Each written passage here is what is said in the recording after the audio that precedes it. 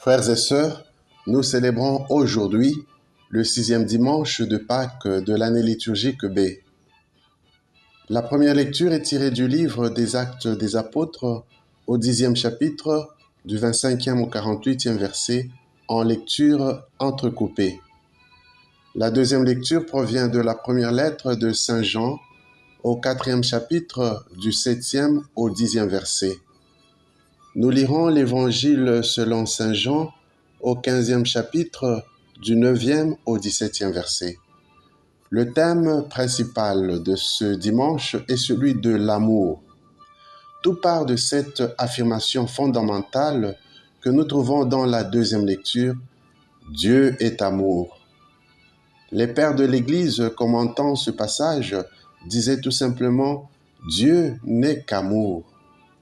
Et les frères de Thésée ont repris ces paroles dans un beau chant répétitif qui dit « Dieu ne peut donner que son amour ». Oui, l'amour est le meilleur de tous les attributs qu'on puisse donner à Dieu.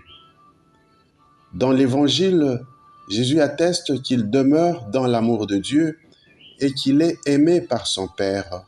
Ensuite, Jésus nous aime aussi de ce même amour qu'il reçoit du Père et nous demande d'une part de demeurer dans cet amour et de l'autre de nous aimer les uns les autres. Dans ce même passage, Jésus dit qu'il n'y a pas de plus grand amour que de donner sa vie pour ceux qu'on aime. C'est cela qu'il nous a montré en donnant sa propre vie pour nous. Le Père, lui aussi, nous a manifesté son amour en nous donnant son Fils unique. Nous sommes donc appelés à manifester notre amour pour Dieu et pour les autres par nos actes concrets d'amour, en particulier par le don de nous-mêmes. Car, comme le dit un autre chant, aimer, c'est tout donner et se donner soi-même. L'invitation de Jésus à nous aimer les uns les autres est aussi un commandement. Nous devons nous aimer les uns les autres si nous nous déclarons être des chrétiens, des fils et filles de Dieu. En effet, en observant le monde d'aujourd'hui, nous sommes scandalisés par beaucoup de signes de manque d'amour entre les hommes.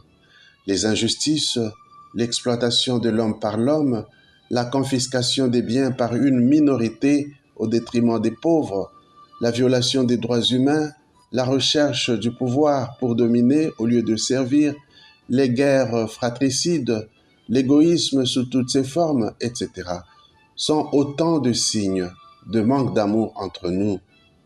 Et il n'est pas rare de trouver des chrétiens s'illustrer activement dans des comportements de manque d'amour.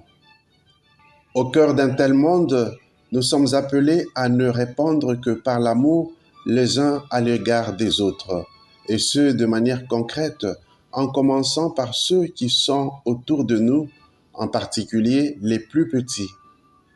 Si les scandaleuses situations de manque d'amour peuvent nous rendre tristes, Jésus nous rassure qu'en observant ses commandements et en nous aimant les uns les autres, nous aurons en nous sa joie et en serons vraiment comblés. Ne nous lassons donc pas de faire du bien aux autres, de partager ce que nous avons et ce que nous sommes, jusqu'au don de notre propre vie. Car, comme dit l'Écriture, il y a plus de joie à donner qu'à recevoir. Actes chapitre 20, verset 35. Nous aimer les uns les autres, c'est aussi aimer même nos ennemis et ceux qui nous font du mal, et prier pour leur conversion. Dans la première lecture, Saint Pierre est accueilli chez le centurion romain Corneille et témoigne de Jésus ressuscité en milieu païen. Nous savons que parmi ceux qui avaient crucifié Jésus, il y avait aussi des centurions romains. Et c'est l'un d'eux qui, après la mort de Jésus, avait confessé que Jésus était le Fils de Dieu, voir Marc chapitre 15, verset 39. Il est donc heureux que Corneille, centurion romain, accueille l'évangile de Jésus et reçoive le baptême. Puissent les centurions d'aujourd'hui, ceux qui crucifient encore Jésus en persécutant leurs frères et sœurs, recevoir aussi l'évangile afin de se convertir à l'instar de Corneille et ses compagnons. Enfin, lorsque Pierre parlait aux Juifs, l'Esprit Saint est descendu sur eux. C'est en définitive par le Saint-Esprit que Dieu répand son amour dans nos cœurs. Romains chapitre 5, verset 5.